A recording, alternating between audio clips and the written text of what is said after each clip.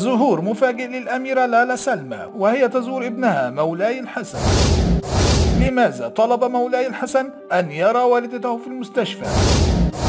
وما هي رسالة مولاي الحسن لوالدته الأميرة لالا سلمى؟ السلام عليكم واهلا ومرحبا بكم من جديد، وزي ما عودتونا عودناكم ما ننساش نصلي على النبي عليه الصلاة والسلام وكمان نوحد الله، ولو مش مشترك يا ريت تشرفنا بالاشتراك وفعل جرس التنبيهات ليصلك جديد القناة.